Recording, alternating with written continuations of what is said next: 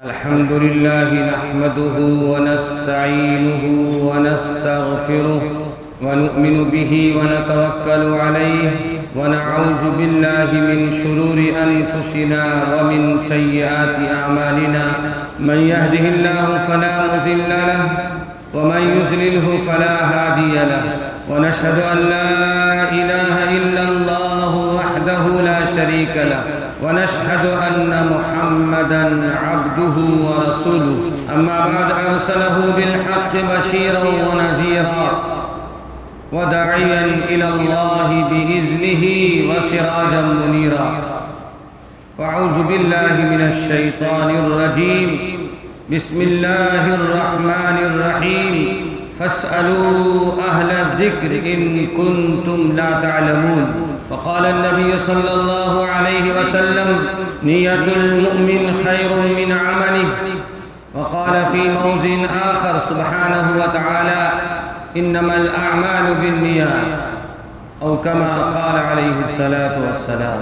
برادران اسلام، بزرگان محترم، امت کے غیور نوجوانوں، تمام تر حمد و ثنا اور خوبیاں اس خالق و مالک کے لیے جس نے ہمیں اور آپ کو ایمان کی عظیم الشان نعمت عطا فرمائی، اور لاکھوں درود و سلام ہو امام الانبیاء خاتم الرسل جناب محمد الرسول اللہ صلی اللہ علیہ وسلم پر، جن کی محنت اور کاوشوں کے صدقے میں آج ہم سب مومن اور مسلمان ہیں۔ اللہ رب ذوالجلال کا بہت بڑا کرم ہوا، احسان ہوا کہ اللہ پاک نے ہمیں اور آپ کو جناب محمد الرسول اللہ صلی اللہ علیہ وسلم کی امت میں پیدا فرمایا۔ دیگر انبیاء علیہ السلام کی امت کے مقابلے میں امت محمدی صلی اللہ علیہ وسلم ہر اعتبار سے فائق ہے، باعظمت، اس لیے کہ اس کی فضیلت اور اہمیت کے لیے قرآن مجید کی ایک آیت کافی ہے۔ قرآن مجید کی ایک آیت میں سورۃ چوتھے پارے کی اس آیت میں اللہ رب ذوالجلال نے کلیئر کر دیا، وضاحت فرما دیا، کنتم خیر امت اخرجت للناس، کہ تم بہترین امت ہو، لوگوں کی رفع رسانی کے لیے بھیجی گئی ہو اور پیدا کی گئی۔ اللہ کے نبی جناب رسول اللہ صلی اللہ علیہ وسلم کی امت کی افضلیت اور فضیلت اس بات سے بھی ظاہر ہوتی ہے کہ سیدنا حضرت موسیٰ کلیم اللہ جو اللہ کے بہت چہیتے پیغمبر ہیں، جن کو کلیم اللہ کا، اللہ سے بات کرنے کا شرف اور لقب ملا، یہ اعجاز اور امتیاز ہے سیدنا حضرت موسیٰ کلیم اللہ، جن کو اللہ تعالیٰ نے توریت عطا فرمایا۔ سیدنا موسیٰ کلیم اللہ اللہ سے دعا فرما رہے کہ اللہ مجھے رسول اور نبی بنانے کے بجائے محمد الرسول اللہ کا امتی بنا دے۔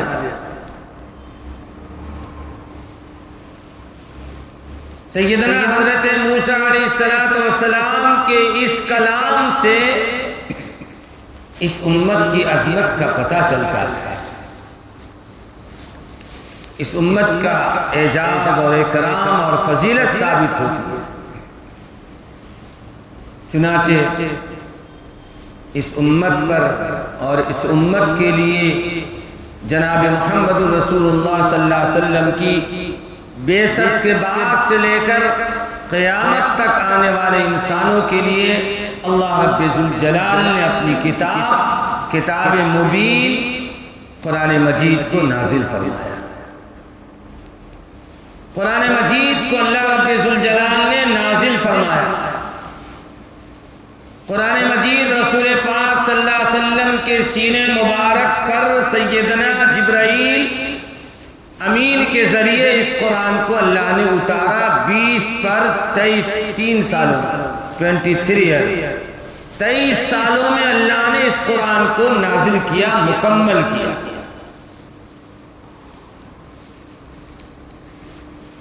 قرآن مجید میں جو ہوتے تھے، قرآن مجید کے ذریعے جو پیغامات دیے جاتے تھے، کبھی ایک سورت کی شکل میں، کبھی ایک آیت، کبھی چند آیتوں کی شکل میں، رسول پاک صلی اللہ علیہ وسلم اس قرآن پاک کی تفصیل کو امت کے سامنے بیان فرمایا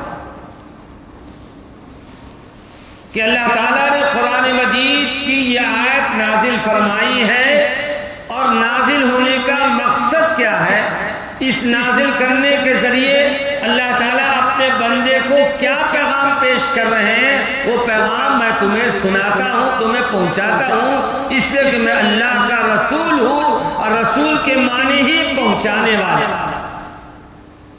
اللہ کا پیغمبر ہوں، پیغمبر کے معنی اللہ کے پیغام کو پہنچانے والا، وہ ذمہ داری میں پورا کر رہا ہوں۔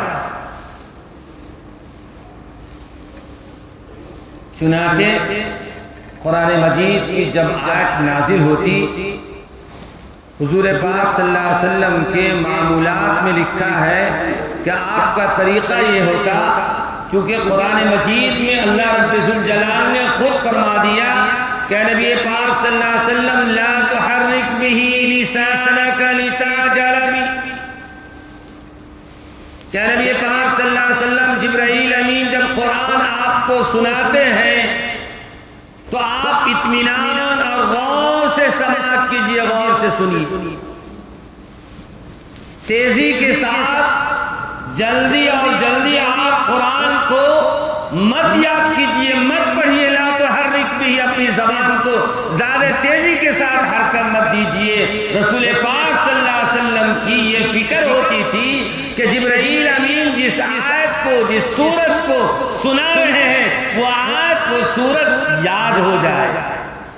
اس فکر کی وجہ سے رسول پاک صلی اللہ علیہ وسلم زبان کو جلدی سے تیزی کے ساتھ پڑھتے، تاکہ وہ قرآن جو سنا رہے جبرائیل امین، اللہ کی وہ کلام، اللہ کا وہ کلام اور اللہ کی وہ آیتیں یاد ہو جائے، گویا کہ اس آیت کے یا اس سورت کے یاد کرنے کی فکر میں رسول پاک صلی اللہ علیہ وسلم جلدی سے زبان سے قرآن پڑھتے۔ اسی کو اللہ نے کہا لا تحرک به لسانک لتعجل به ان علینا جمعہ وقرآن۔ اللہ نے فرما دیا نبی پاک صلی اللہ علیہ وسلم آپ کی فکر کرنے والا خدا آپ کا موجود ہے، آپ کی یہ فکر ہے کہ قرآن مجھے یاد ہو جائے، قرآن کا حافظہ ہو جائے، قرآن سینے میں محفوظ ہو جائے، یہ فکر آپ کو ہے، یہ فکر آپ مت کیجئے۔ ان علینا جمعہ وقرآن، اس قرآن کو آپ کے سینے میں ہم جمع دیں گے اور محفوظ کر دیں گے اور آپ کے سینے میں یاد کرا دیں گے۔ کتنی بڑی ذمہ داری اللہ نے لے لی۔ آپ کا کام ہے جبرائیل امین جب قرآن سنا رہے ہیں، اطمینان، وقار، سکون کے ساتھ اللہ کے کلام کو سنیے، اور الفاظ تو یاد ہو ہی جائیں گے۔ جبرائیل امین جو لہجہ، جو طرز میں آپ کو سنا رہے ہیں، وہ طرز اور لہجہ بھی آپ یاد کیجئے۔ فَإِذَا قَرَأْنَاهُ فَاتَّبِعْ قُرْآنَ۔ آپ بتائیے، اگر آپ سے کہا جائے، مجمع میں سے اگر کہا جائے کہ سورۃ النساء کہاں سے شروع ہے پڑھیے، تو حافظ کے علاوہ کون ہے کہ پڑھے گا کوئی؟ سورۃ الکہف کہ آپ تلاوت کیجئے، کون پڑھے گا؟ جس کو یاد ہوگا وہی نہ پڑھے گا۔ تو اللہ رب العزت فرما رہے ہیں فَإِذَا قَرَأْنَاهُ فَاتَّبِعْ قُرْآنَ، آپ قرآن سنیے اور آپ کی زبان سے ہم قرآن کو پڑھا دیں گے۔ قرآن کب پڑھا جائے گا؟ جب قرآن سینے میں یاد ہوگا۔ معلوم یہ ہوا اللہ رب ذوالجلال نے قرآن کو نازل کیا، رسول پاک صلی اللہ علیہ وسلم کی سینے مبارک میں پورا قرآن دھیرے دھیرے 23 سالوں میں یاد کرا دیا۔ اللہ نے فرمایا ان علینا جمعہ وقرآن فاذا قرأناہ فاتبع قرآن، قرآن کو آپ کی زبان سے ہم پڑھا دیں۔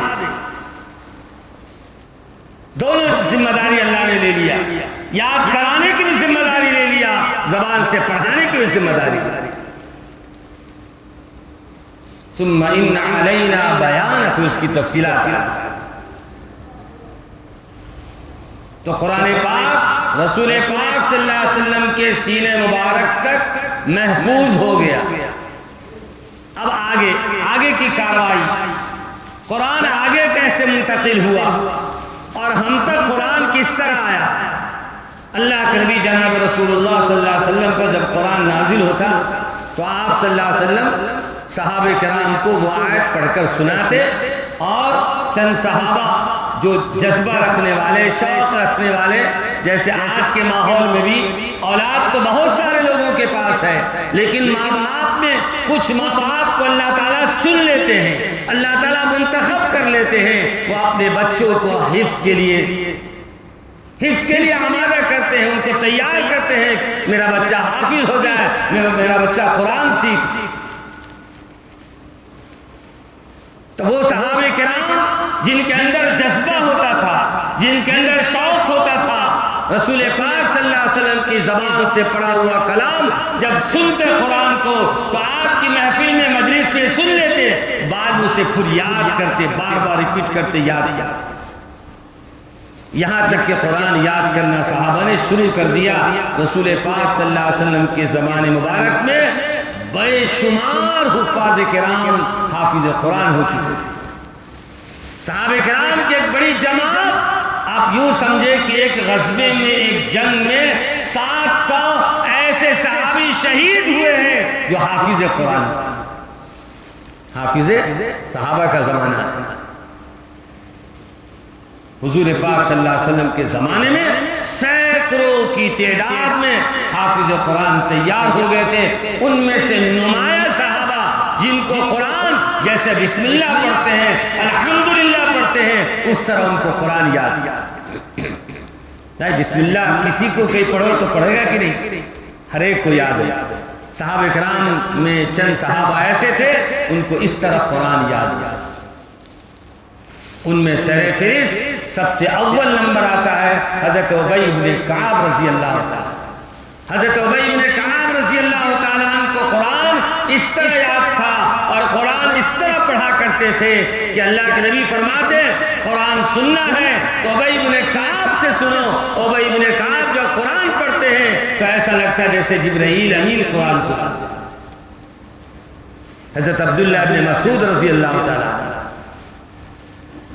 تو معلوم یہ ہوا کہ قرآن رسول پاک صلی اللہ علیہ وسلم اپنے صحابہ کو یاد کرا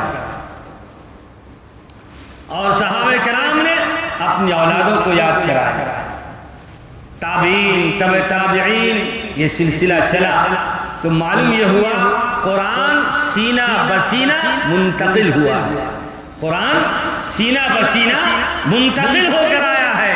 اس لیے اللہ کا یہ کلام اسی لیے فرمایا گیا فَأْتُوا بِسُورَةٍ مِّن مِّثْلِهِ وَادْعُوا شُهَدَاءَكُم مِّن دُونِ اللَّهِ إِن كُنتُمْ صَادِقِينَ۔ اللہ کے کلام کی ایک آیت، ایک سورت بنا کر لانا چاہو، خدا کی قسم نہیں لا سکتے۔ اور اس کلام میں 1450 سال کا عرصہ سے زیادہ زمانہ گزر گیا، آج تک قرآن پاک کے ایک نقطے میں بھی فرق نہیں، ایک زبر زیر میں بھی فرق نہیں آیا۔ کیوں؟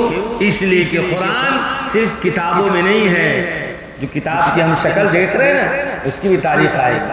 قرآن صرف کتابوں کی شکل میں نہیں ہے، قرآن تو اللہ کا کلام سینے میں محفوظ ہے۔ کہاں محفوظ ہے؟ سینوں میں محفوظ ہے۔ اللہ تعالیٰ نے قرآن پاک میں فرما دیا کہ ہم نے اس قرآن کو نازل کیا اور اس قرآن کے ہم ہی محافظ ہیں، اس قرآن کی حفاظت کرنے والے بھی ہم ہی ہیں۔ اللہ تعالیٰ نے حفاظت کا جب اللہ نے ذمہ داری لے لیا، وعدہ کر لیا، اور اللہ جب وعدہ کرتا ہے وعدے کے خلاف نہیں کرتا، وعدہ پورا کرتا ہے۔ اللہ نے وعدہ لے لیا اور کہ اس قرآن کی حفاظت وَإِنَّا لَهُ لَحَافِظُونَ، اس قرآن کی حفاظت ہم کرنے والے ہیں۔ لیکن اسباب کے درجے میں چونکہ اللہ کی سنت یہ ہے کہ پوری دنیا کے نظام کو اللہ اسباب سے چلاتے ہیں، ذریعوں سے چلاتے ہیں، تو اللہ تعالیٰ نے قرآن پاک کی حفاظت کے لیے بھی ذریعہ بنا دیا۔ وہ کیا ذریعہ بنایا؟ اللہ تعالیٰ نے حافظ قرآن کے سینے کو منتخب کر دیا، چن لیا۔ یہ قرآن کتاب کی شکل کا درجہ بعد میں ہے، اس سے پہلے قرآن سینے میں محفوظ ہے، اس سے پہلے قرآن سینے میں محفوظ ہے۔ اس کی ایک مثال آج دنیا میں ایک دو نہیں، ہزاروں کی تعداد میں، ہزاروں کی تعداد میں آج بھی الحمدللہ ایسے حافظ قرآن موجود ہیں جو سورہ فاتحہ شروع کرتے ہیں تو رب الناس پر ختم کرتے ہیں۔ ہمارے استاد محترم قاری بشیر الدین صاحب آج بھی حیات سے ہیں، بہت عمر رسیدہ ہو گئے۔ کانپور میں مفتی منظور صاحب وہاں کے بڑے قاضی، شہر کے بڑے قاضی، آج سے تقریباً 50 سال پہلے کا واقعہ ہے۔ حضرت نے اعلان کیا کہ پورے ہندوستان سے، پورے ملک سے جو بھی قاری ایک نشست میں سورہ فاتحہ شروع کرے اور رب الناس پر بغیر بھولے ہوئے، بغیر غلطی کے پورا قرآن پڑھ دے، میں اپنی بچی کا نکاح اسی مجلس میں کر دوں گا۔ حضرت مفتی صاحب کا یہ اعلان سن کر پورے ملک سے بڑے بڑے حفاظ، بڑے بڑے قرآن، ان میں ہمارے استاد محترم قاری بشیر صاحب بھی تشریف لائے، اور قاری صاحب نے جب شروع کیا قرآن، اللہ اکبر، 8 منٹ میں ایک جز پڑھتے تھے، 8 منٹ میں ایک جز، 6 گھنٹے سے کچھ منٹ پہلے پورا قرآن کیسٹ میں ریکارڈ کر دیا۔ کتنی زبان، کیسی سلیس زبان چلتی ہے، جب قرآن پڑھتے تو کلیجہ ہلنے لگتا ہے۔ اللہ اکبر کبیرہ۔ حضرت نے جب قرآن پڑھنا شروع کیا تو رب الناس پر 6 گھنٹے کے بعد جا کر پورا قرآن ختم کر دیا۔ ایک جگہ نہ غلطی ہوئی، ہزاروں حافظ قرآن کی موجودگی میں بیٹھے ہوئے تھے، نہ غلطی ہوئی، نہ متشابہ لگا، نہ بھولے۔ سورہ فاتحہ سے سورہ رب الناس پر پہنچتے ہیں۔ میرے دوست بزرگوں، ایک مثال اس لیے دی جا رہی ہے کہ یہ تو آج کے زمانے کی بات ہے۔ حضرات صحابہ کرام رضوان اللہ اجمعین نے اپنے بعد والوں کو، ان کے بعد والوں نے ان کے بعد والوں کو قرآن سکھایا اور سینے میں منتقل کیا۔ یہ قرآن کا اعجاز ہے، قرآن کا اکرام ہے کہ 1450 سال کے زمانے کے بعد بھی الحمدللہ ثم الحمدللہ مسلمانوں کو فخر محسوس کرنا چاہیے۔ جو ہماری زندگی کا دستور ہے، جو ہماری زندگی کی کامیابی کی سرٹیفکیٹ ہے، وہ کتاب جو رسول اللہ پر نازل ہوئی تھی آج اسی طرح محفوظ ہے اور انشاءاللہ قیامت کی صبح تک محفوظ ہے۔ اللہ نے اس کتاب کو محفوظ کر دیا تو اسباب کے درجے میں حافظ قرآن کے سینے کو اللہ نے تیار کر دیا۔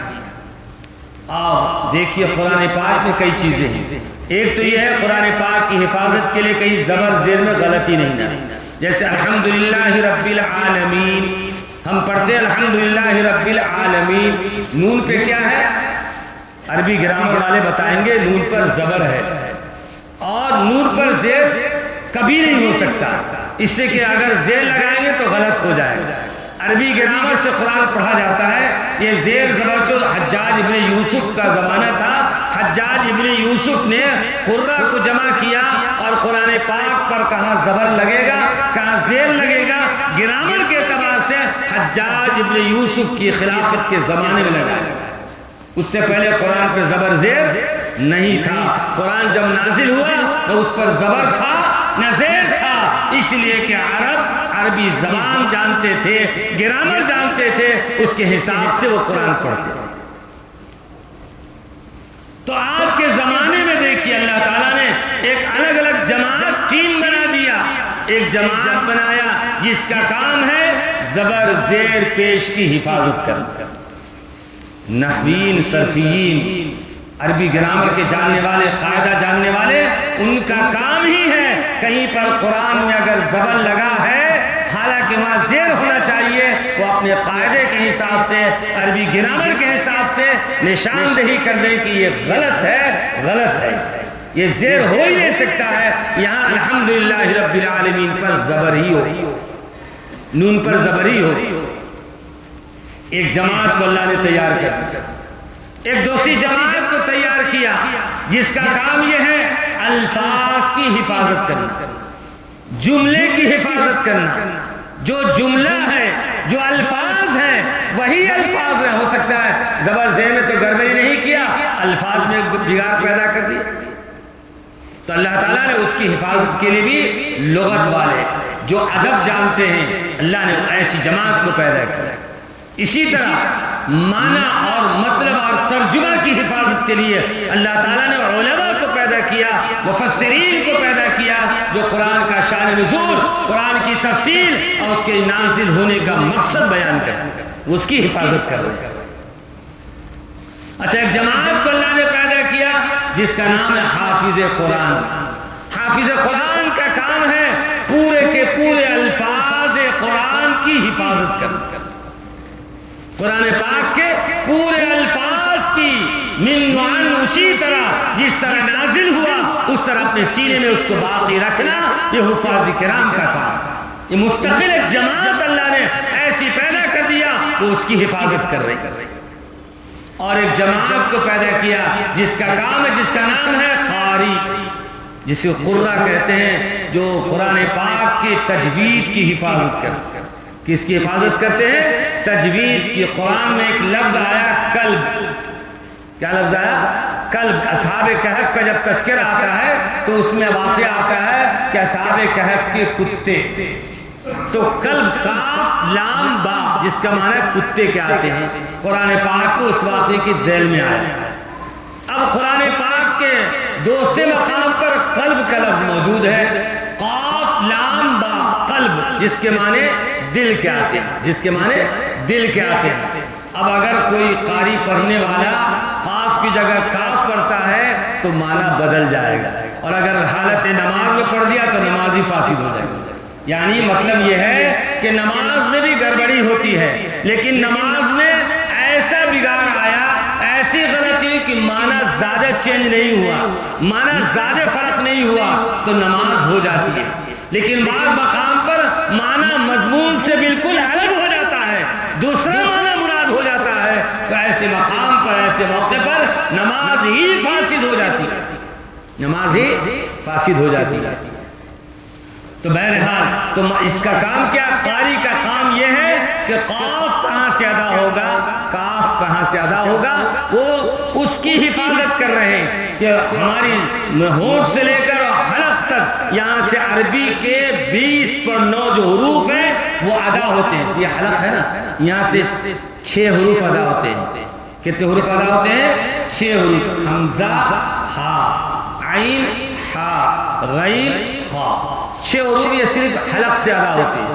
اگر 6 حروف کو اللہ نے فرمایا کہ حلق سے ادا کرنا ہے, اگر حلق کے بجائے کوئی ہونٹ سے ادا کرے تو غلط ہوگا کہ ادا ہوگا؟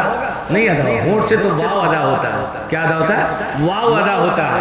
اگر کوئی ہونٹ سے قاف نکالے تو گویا کہ جہاں سے نکالنا تھا اس مخرج کو بدل دیا تو غلط ہو گیا. قرآن جیسا نازل ہوا تھا ویسا قرآن نہیں رہا.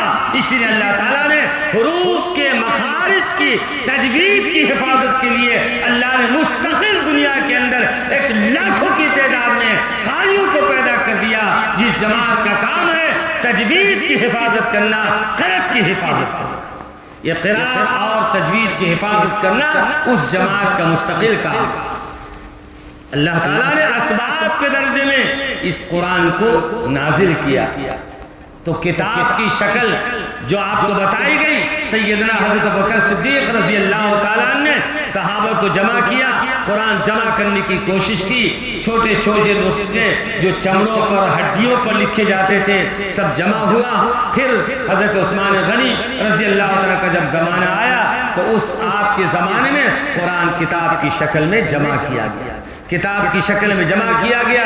اور ایسے نہیں, حضرت عبداللہ ابن مسعود, ابی ابن کعب, بڑے بڑے چوٹی کے صحابہ تھے, سارے صحابہ جمع ہوئے اور قرآن پڑھا جاتا اور وہ چھوٹے چھوٹے جو نسخے لکھے گئے تھے اس نسخے سے ملایا جاتا, بالکل من وعن جب مل جاتا پھر اس کو لکھا جاتا, تحریر کی جاتی ہے. اور اسی لیے قرآن دنیا کے جس کونے میں, دنیا کے جس علاقے میں جہاں بھی جو قرآن کا نسخہ ہے وہ مصحف عثمانی کے نام سے مشہور ہے. مصحف عثمانی, مصحف کہتے کتاب, کتاب کی جو شکل دی گئی ہے, قرآن کریم کے لکھنے کی جو تحریر آپ دیکھ رہے ہیں, جو ترتیب آپ دیکھ رہے ہیں, وہ سیدنا حضرت عثمان غنی رضی اللہ تعالیٰ کی ترتیب پر قرآن لکھا گیا. میرے دوست بزرگوں، کتنے حالات آئے ہیں اور کتنے حالات کے بعد وہ قرآن کتاب کی شکل میں لکھے گئے ہیں، اس کی حفاظت کے جو ابھی آپ کا اسباب بتائے گئے ہیں، اتنے سارے اسباب کے ذریعے اللہ تعالیٰ نے اس قرآن کو محفوظ کیا ہے، لیکن اللہ تعالیٰ ان اسباب کا محتاج نہیں ہے۔ اللہ نے کہہ دیا ہم اس کی حفاظت کریں گے، دنیا میں یہ سارے اسباب ختم ہو جائے، علماء ختم ہو جائے، حفاظ ختم ہو جائے، قرآن ختم ہو جائے، کتاب کی شکل ختم ہو جائے، اللہ اگر قرآن کو حفاظت کرنا چاہیں گے تو اللہ نے کہہ دیا وَإِنَّا لَهُ لَحَافِظُونَ، ہم اس کے محافظ ہیں، ہم اس کی حفاظت کریں گے، قرآن انشاءاللہ محفوظ رہے۔ دشمنان اسلام کبھی کبھی چیلنج دیتے، کبھی قرآن کو پاتے تو جلا دیتے، احمق ہے، بیوقوف ہے، ان کے عقلوں پر پردہ پڑا ہوا ہے، ارے پورا قرآن کتاب کی شکل سے جلا دو تب بھی ایمان والوں کو کوئی فرق پڑنے کا نہیں ہے، اس لیے کہ ایک دو نہیں، لاکھوں نہیں، کئی لاکھ ایسے حافظ قرآن موجود ہیں جن کے سینے میں قرآن اسی طرح محفوظ ہے جس طرح رسول اللہ نے پڑھ کر سنا۔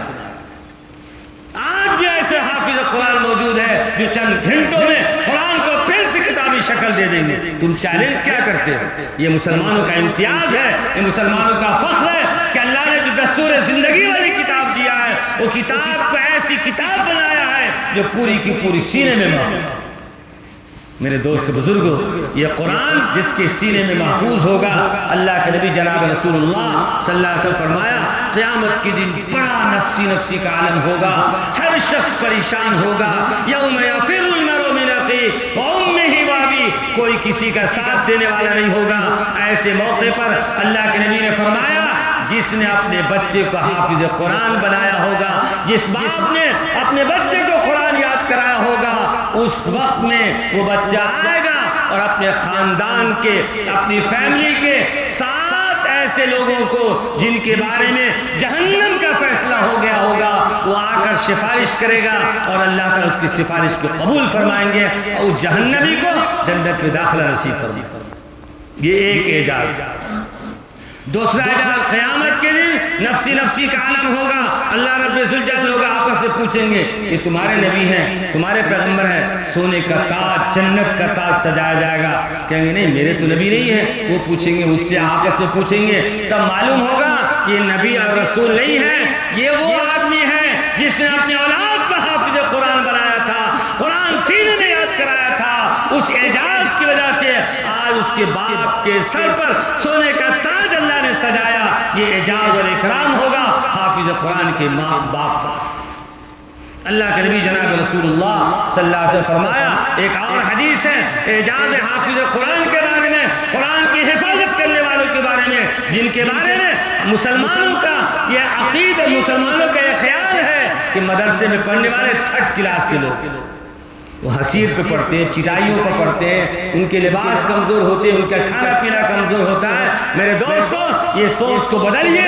کل قیامت کے دن آپ کی سوچ کھلے گی جب اللہ کے نبی جناب رسول اللہ صلی اللہ علیہ وسلم اعلان فرمائیں گے حافظ قرآن جمع ہو جاؤ اور سورہ فاتحہ پڑھنا شروع کرو، جہاں تم رکو گے وہی تیری جنت کی آخری منزل۔